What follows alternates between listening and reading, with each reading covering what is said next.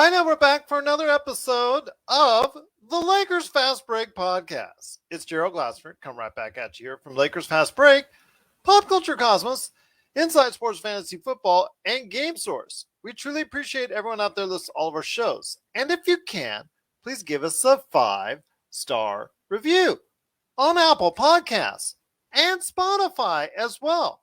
Plus, if you can like, share, subscribe, follow, or do anything that you can to support us right here at the Lakers Fast Break, my awesome shows that I've got waiting for you, pop culture fans at Pop Culture Cosmos, plus everything that we do at Inside Sports Fantasy Football and Game Source, where we're covering the latest news and tech trends for CES 2022, which is dropping this week. And I might even be there, spend just a few minutes of time there. So I'll tell you about that probably later in the week if you're listening to the Pop Culture Cosmos or checking us out on Game Source. Plus also as well, if you can check us out at LakerHolics.com and the Hoopheads Podcast Network at hoopheadspod.com, where Mike does a fantastic job of going in and breaking down the NBA on his own show. Plus they've got shows from many of the major teams of the NBA that are covered over there, with their own specific shows, including us at the Lakers Fast Break. And if you can actually watch any or catch any of those shows, it is sincerely appreciated. Well, this small ball team that LakerTom has been advocating for months is finally becoming a reality. That's right, LakerTom. I got him on mute right now. But months is finally becoming a reality, and it is now the fourth game that LeBron has been at the center position now. Fifth game at the right there. Okay, 5-star review. Fifth game right there for you that LeBron has been at the center position, and the third game in a row for the team. Would this mean a victory for the team? You know what? With the Sacramento Kings coming off a good win against Miami, didn't matter, because even though the Lakers kind of had a malaise in the first half, they went out in the fourth quarter, played very strong, came back from a 7-point deficit, and pulled away after a gift call, I must say, at the very end, plus some great shooting by Malik Monk and, of course, LeBron James. Malik Monk is now considered maybe the number 2 guy right now with Anthony Davis on the lineup. We'll have to talk about that in this episode. But the Lakers with Malik Monk and LeBron James and a helping of some classic Dwight Howard got a great lift, and a little bit of THT got a great lift from the Los Angeles Lakers as they defeat the Sacramento Kings 122-114. With the small ball lineups, I got to tell everybody right now, you're going to see high scores if the Lakers are going to win, because the defense is going to be a little bit rough, because they just don't have a lot of big men to go ahead and showcase and play that kind of defense. You did get a good game from Dwight Howard tonight, but still, there are those times when you're playing a lot of small ball, and the Lakers are definitely trying to get it done. But here today to talk about the game, about the solid performance, again, turning back the clock, Dwight Howard, about Malik Monk as a number 2 guy, moving ahead of Russell Westbrook and his inconsistent play. Is a good man indeed. You got to go ahead and catch him today at LakerHolics.com. Plus, his trades are flowing through the Twitter line, through the Twitterverse, at Twitter, at LakerTom. It is LakerTom. And LakerTom, I also want to give you a heads up. I want to talk to you just before we head on out about the contract status coming up later in the week, the situations with Austin Reaves, Avery Bradley, and right now pending with Stanley Johnson. But we'll talk about that on the back end. Right now, we talk about the game, good finish, execution down the stretch, and a mighty nice gift call from the refs. I will say that right now. Yeah, I still don't understand what that call was all about. That I don't think anybody in that jump building. Ball with. Have you heard an explanation of what? No, the announcers did not know. Not the radio announcers, not the nobody TV could figure out announcers. what happened there. And you know, on these type of situations, they always say, well, let's go to our booth in Secaucus, New Jersey, right there for the NBA. Well, you notice they it didn't have do that anything here. to do with the game. The simple fact of the matter was that LeBron James took over this game. But that was a gift call, my friend. And you would, if it was on the Lakers side, you would be outrageous. Yeah, but right now. I was more angry about the 4 straight missed free throws that kept the little bit of glimmer of hope in there. But they Malik came Monk, back and yeah, they and came back and they Russell played well down the stretch. The things I love about these games is we're finding things out. I mean, that's one of the silver linings that you have every time you've got a key player out. With Anthony Davis out, everything has changed a little bit because your starting lineup is going to be smaller. That there's going to be a different guy at center, and you go through all of these changes. One of the things we're finding out is that Malik Monk may not ever come off the bench again as far as his Lakers career is concerned. Well, that's something I advocated a couple weeks ago, and you said you're okay, not great on it. Well, my concern at that point in time, I think, was that I wanted his scoring, but it really just depends what you do. If you're going to play Bradley, then you have to play Monk. I mean, there's a balance there that you got to play with, and I do like the fact that the other guy that I think possibly, if I was the coach, I'd start Reaves and Bradley. I mean, Reaves and Monk, because I think that's the best balance of defense and offense that you get in the starting lineup. Two guys who really play well with all three superstars. Well, the thing I want to mention here, when he was brought up and drafted by Charlotte, they were trying hard to make him a point guard at first. And the thing was, he's not. Because of his size. Yeah, because of his size. And he's really a shot maker. But one thing you saw tonight was the fact that he does have some good playmaking instincts. Yep. And you've asked for quite some time another playmaker to be in there that can make and execute those plays down the stretch that Russell Westbrook seemingly may or may not do, depending on each possession. Malik Monk made a lot of good passes along with shots today and made a lot of good decisions. Yep. And that's why I saw, coming down the stretch, LeBron on those pick and rolls working with Malik Monk than Russell Westbrook. Yeah, it's one of the strengths of the team is its playmaking. And unfortunately, I'd say I think the Lakers are as good a playmaking team as the Warriors, who lead everybody in assists. The difference being that when the Warriors make a play, they're throwing it to somebody who's a really elite shooter, and the Lakers generally don't have that many elite shooters, so you're not going to. I would still argue with that. It's an observation. Okay, let's put it out there. But this was an important win because, number one, we've got 3 in a row now. We haven't taken that back step that seems to have been the outcome every other time when we had 1 or 2 good games. We're seeing Monk come through in the clutch. We saw THT come back and have a THT type game that we haven't seen since he got COVID. That's a really great sign. 19 points there. And I think that we found one of the answers to our small ball teams getting beaten up in the paint, losing the battle of the boards and losing the battle of the points in the paint, because Dwight came in and played great. 14 points, 14 rebounds. 14 points, 14 rebounds. 14 rebounds.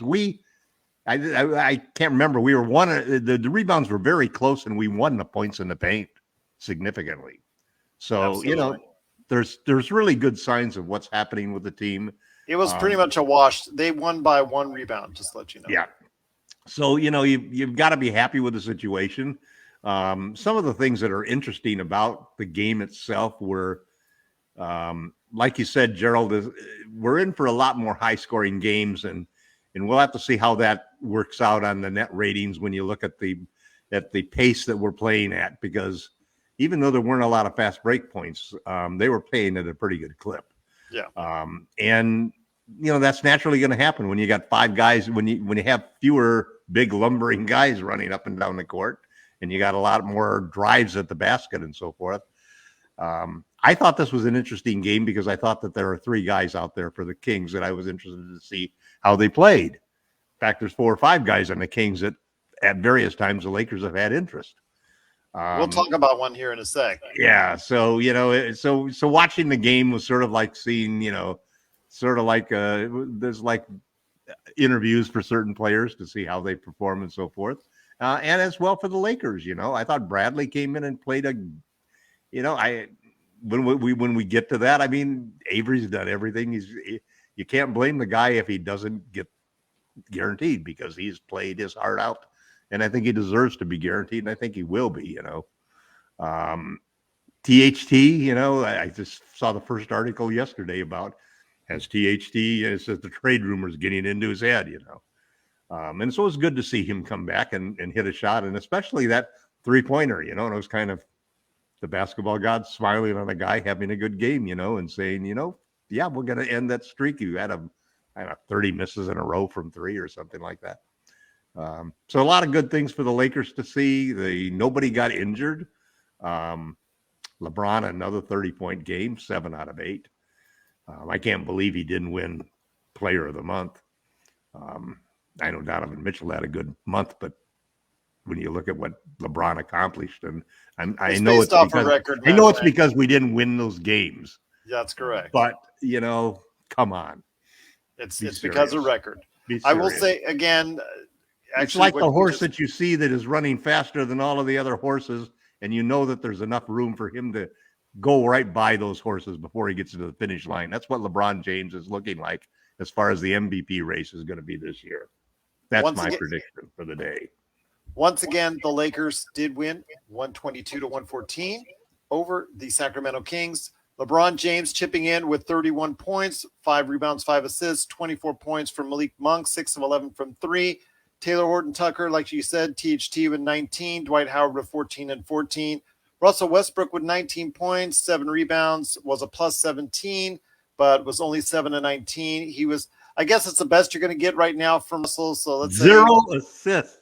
0 turnovers. Yeah, 0 turnovers. Yeah, if it was assists, we wouldn't be bragging about that right now. But yes, it was 0 turnovers. That's amazing that and we only had 5 turnovers for the whole game. Yeah, that's amazing. That's something I don't know if that will be repeated at any point in time this season, but that's obviously one of the reasons why the Lakers didn't win. It's hard to lose for a Lakers team. It's hard to lose when you have only 5 turnovers. But you also saw on the other side, Buddy Hield with 26 points. Yeah. He just did a tremendous job, 7 of 13 from 3.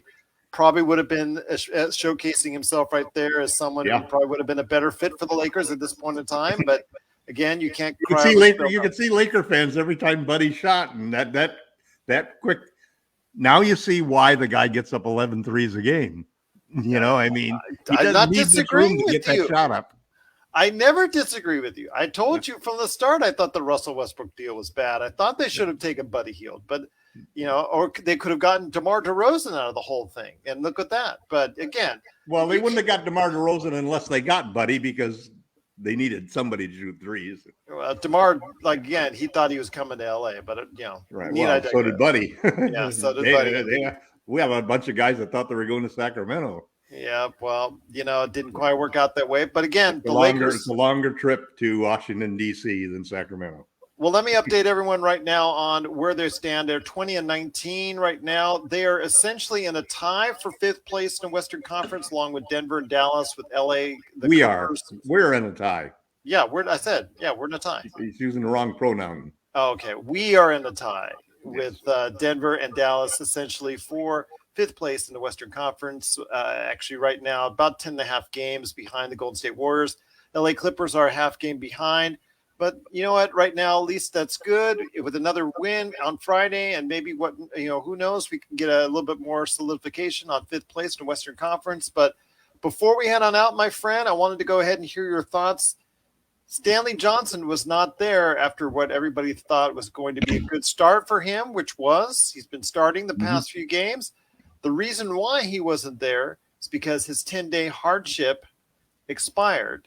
Right. And they're currently trying to figure out what they're going to be doing with him going forward as far as offering either a 10-day or a full contract. That's still up in the air at this point, but we should find out here within the next 24 to 48 hours, most likely. Well, what is the NBA's official time zone? Well, the thing is, they can no longer with the Lakers. I think is it the Pacific time zone or is it the East Coast time zone? Yeah, exactly. It's because on January 5th they can sign him to a 10-day and a regular season 10-day contract. Yes. And they can sign him. They can sign him up to 2. So they can sign him up to 2 10 days. So they may have signed him already because it's 10:15 Pacific time, and if it's they might have, and if they work off the. And the NBA is based in New Jersey, so there you go. And he did practice with the South Bay Lakers yesterday, so it's so imagine that. Not like he's on his way to Boston to be stolen by the Celtics or something. But it looks like he will be retained in some sort of fashion by the time Friday comes around. And also as well, on Friday, we have to make a decision on Avery Bradley for actually ratifying his contract in full, and also as well Austin Reaves. Both of those players on partially guarantees, and if they go ahead and get fully guaranteed for the rest of the year, that would be something I think a lot of fans are looking forward to. Avery Bradley, he's been in the starting lineup all year long. You said yourself that he's done just enough, I think, that it warrants keeping him. Tonight, again, minus 17. So the lineups with him around there are not that good, so I think they still have to figure things out. But shooting 40% from three, he's giving you obviously great on the ball defense, as far as probably one of the few that can on the Lakers team. So I think retaining him right now, you don't have any better options. So I think that's probably wise if they retain him. With Austin Reaves, I mean, everybody loves the kid right now. So I think getting rid of him. 15-5 when he plays. So there you go. So I think that's right there. Best on the team. Best on the team. Best plus minus on the team. Best net rating on the team. And after that game in Dallas where he hit the game winner, I think that's really going to be hard for them to let him go. But, I think it's pretty much going to be Stanley Johnson at some point in time getting maybe after they drag this out with 10 days. I'm sure they're going to make a full decision on him, but I don't see any way they probably don't sign him unless they get a trade going and getting someone else in there that might be a better fit. But I think they like what they see from Stanley Johnson. Well, another 10-day trade gets him past the January 15th deadline. So let's, it's kind of interesting that nobody has done anything yet. I mean, the Lakers made the one trade with Rondo, and they managed to manage that. They managed to get some French power forward as compensation, plus reduce and save. They managed to save luxury taxes of around $4 million. Yes, that's correct. And let me just mention that again. The Lakers, that's kind of scary when you think about the guarantee coming up for Avery, and Austin. And well, even this whole thing with the 10-day contracts, 2 10-day contracts, and then a final contract for the rest of the season. Because those you have to pay tax on. For the rest of the season, will save them even more money now than signing him for the rest of the season. So the Lakers are still they're still doing those little tiny laundering tricks to save money, and rather than just building the best team. And what the hell is the luxury tax? We don't care. They obviously care, and so you worry about that. I mean, I can't believe that they would do it, but I also didn't believe that they would not make a fair offer for Caruso, Well, this is what happens when you get cute. Yeah, and it's just, I guess the word is on the street that most of the people in the NBA tend to think that there is a ceiling that's been given to Rob Pelinka from Jeannie Buss, that we're not going to pay more than this amount in luxury taxes. And so there is some limitation onto what he can do in order to put the team together. I did a tweet the other day of before this game, looking at the net ratings of all of the Lakers players who played at least 10 games. And it's kind of funny because the first 9 guys on that list, and it didn't include Ariza, first 8 guys on that list plus Ariza, 9 guys, were the guys who had all had either a plus net rating for the whole season or -1 or -2, very close, so that they were very productive. And the guys who are likely to be traded or likely to be cut are all at the bottom of the barrel, like including Rondo, were the guys with the worst net ratings. So it's easy to see that there's 4 or 5 guys on this team that by the end of the year may not be there for whatever reasons. We've seen one of them go in Rondo, and we've made some decisions there. So it's going to be interesting to see. And today is the 5th. Tomorrow is the anniversary of the infamous January 6th insurrection. And January 15th is the day that Talen Horton-Tucker can be traded. 9 days away from now. So 10 days away from now, excuse me, that math there. Well, right now it's the 4th. As we record this, it's still the 4th. Oh, is it? Okay. Yes, but when this drops, it hits, for most people, it'll be the 5th. But yes, right. I do want to mention, though, that LakerTom, you can catch all of his great articles at Lakerholics.com. His latest one, how the Lakers can escape the early season chaos and win championship.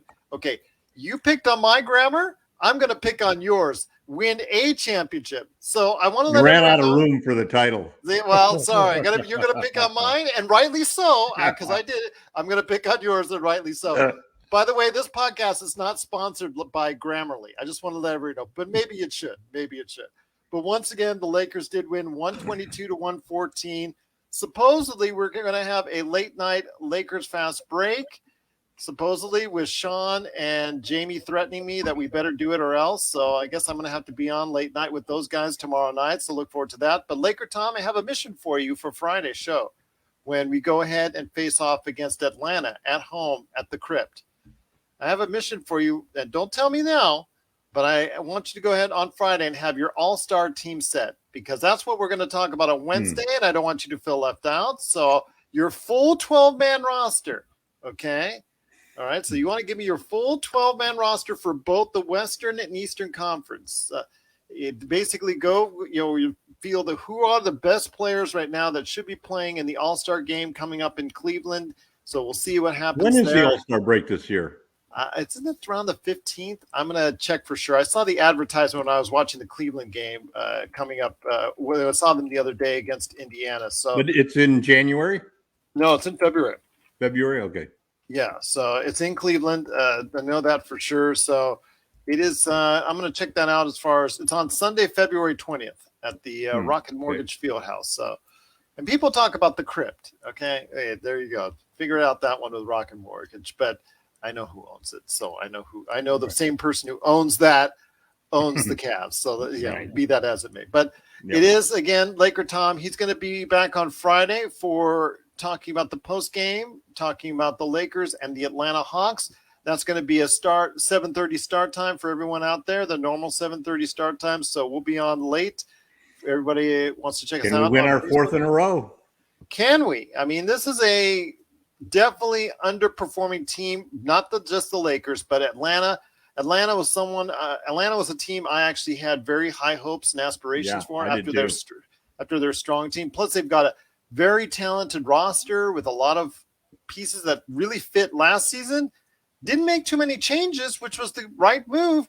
And for some reason, they've fallen apart back to hard times again. So hopefully the Lakers can go ahead and beat the struggling team, get themselves to 2 games above 500, but we'll find out if that's the case. But again, catch LakerTom at LakerTom. Go ahead and give him a nice tweet, or please respond to him today on one of his great articles at Lakerholics.com.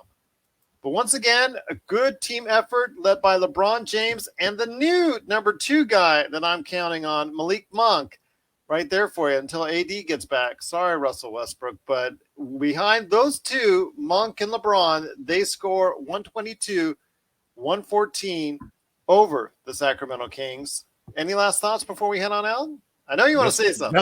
Best plus minus on the team, Russell Westbrook, plus 13.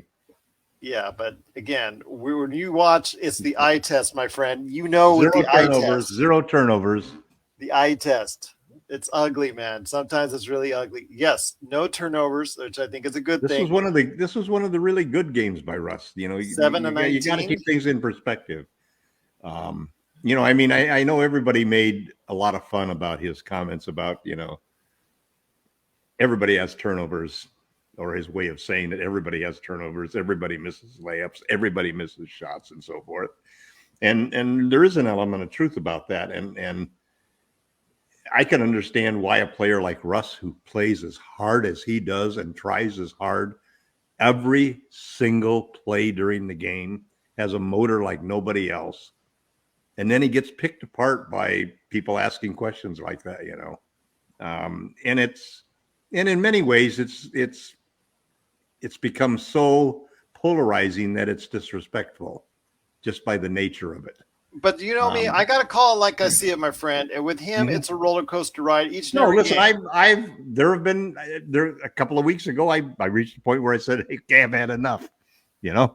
I can't live with the chaos. And while he does everything he can on the offense, we may have to live with the chaos, because if we can't trade him for Ben Simmons or something, then we're going to have to live with him until next year. Absolutely. And I'm one of those people who give Russ a lot of credit for the effort and the actual results that we're seeing in a lot of areas. He's going to the rim a lot more than shooting threes. He's attacking the basket a lot more. You don't think that the 9 turnovers from the last game had a whole lot to do with how he played this game and how much more careful he was with the ball? Oh, I no, mean, I no doubt. you do give the guy some due, because he's still probably at the borderline of being a top 10 NBA point guard, despite all of the polarization that happens from him. And he's going to be an important part. If we're going to win a championship, he's going to be one of the heroes of the championship. And if not, you also got to remember that how much he gives you on the offensive end, he doesn't give you on the defensive end, because today he was not very good on the defensive end right there for you. But again, it didn't show out in the box score. You got to give him a credit, like you said, plus 17, no turnovers. You know what? I guess right now, since he's here, you're going to play him. That's the best you're going to get. And if that's the case, he didn't hurt you as much as you. It's kind of like the score of this game, Gerald. I mean, yeah, with Russ, you're not going to have a guy who did 10 things good and nothing bad. You're going to have a guy who did 25 things good and 15 things bad. You're going to have a game that's 140 to 110 instead of 120 to 99, you know? And this is fine. I'll take this kind of Russ where he doesn't hurt you as much as he really if we get this kind of Russ out of every game and AD comes back healthy, we'll win a championship. That's the reality of the situation, because Russ's biggest problems are his shooting percentages and his turnovers and lackadaisical defense and times, and you're creating your own list there. I ain't well, no, but the other side of it is he makes layups that nobody else can make 5 or 6 times a game, more times than he blows them, and he makes great passes. I mean, there's several times today where I just said the same thing that. I'm going to actually write an article with that name. Great pass, Russ. Russ, yes. And it's, you just got it. You just have to. I mean, I can understand why he drives everybody crazy, even his fans. He drives crazy. I mean, he's had Jamie, one of his biggest fans. Jamie's come into this podcast just totally disconsolate because of Russ's play. And it's the ultimate in chaos and frustration. But at the same time, he does create an environment. That kind of play that Russ does creates an environment that I think is advantageous to a LeBron James. Because LeBron James, if you turn the game into a physical contest of running up and down the court, and instinctual moves of what you do and how the game goes, Russ turns that game into you cannot control the pace with a Russ game, win the game. And that's an important factor, because that creates an environment that LeBron is probably the apex predator. And we'll find out to see if that apex predator returns on Friday against Atlanta. We'll be here after the game. If you have any thoughts, again, Lakerholics.com and at LakerTom on Twitter. For us, it's Lakers Fast Break at Yahoo.com. Well, once again, the Lakers win 122 to 114. We will be back again Friday night for sure. Don't know about the rest of the days, but we may sneak in some episodes. We'll see. I have somewhat faith in the guys that tell me they want to show up, so we'll see what happens there. But we will definitely be here on Friday for the Atlanta game, and we'll be here post-game right here at the Lakers Fast Break Podcast.